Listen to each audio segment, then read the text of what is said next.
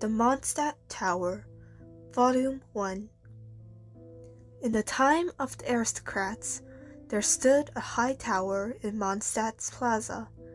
It was built to honor Barbados, the animal archon, in name.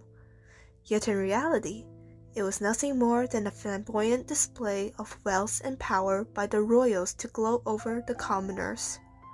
The one time in the year that the commoners living in these dark times could find a little solace was during the Ludi Harpastum.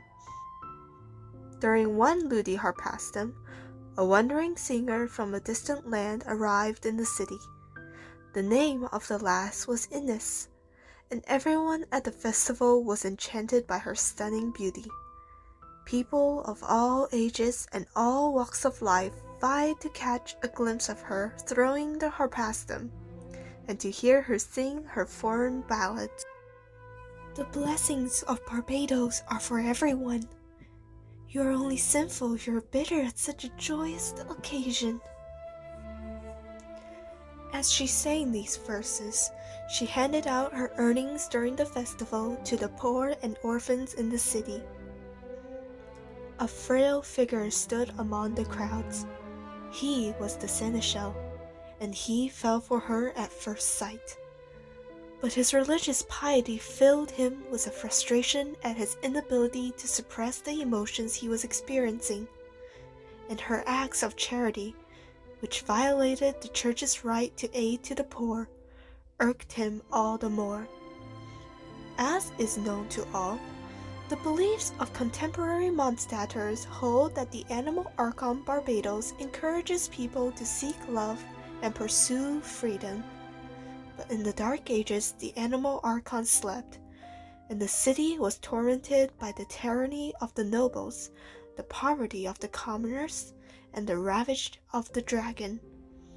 Meanwhile, the self-proclaimed Orthodox Church, a mere figurehead, controlled by the ruling class, advocated abstinence from earthly pleasures to avert divine punishment.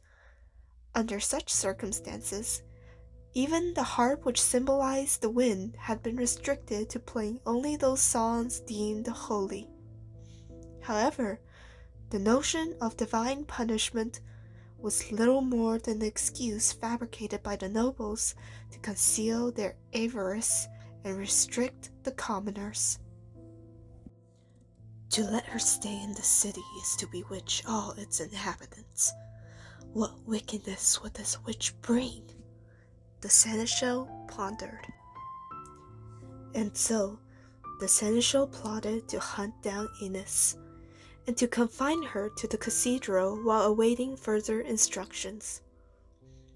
As per the tradition of the time, the maiden chosen to throw the harpastum should serve at the royal court for 3 days after the celebration, under the protection of the aristocrats.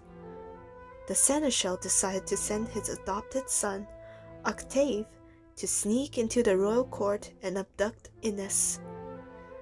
Octave was an unwelcome child, abandoned by his superstitious parents at birth and later raised by the seneschal. As a child, he was persecuted and abused by the citizens, seen as a bad omen of draconic disasters. The only person who protected Octave was the seneschal, who treated him like his own son and thus won his utmost trust. "Bring the maiden who threw the harpastum yesterday to me. Disturb no one, and do not mention my name." Under orders from the seneschal, Octave climbed onto the balcony of the court chambers at nightfall. Upon seeing the girl weeping in the moonlight, his pure heart was stirred, for he had never seen such a wondrous sight. He gazed at the girl, leaving his task forgotten. But the silence of the tranquil moment shared by Octave and the girl was interrupted by the servants.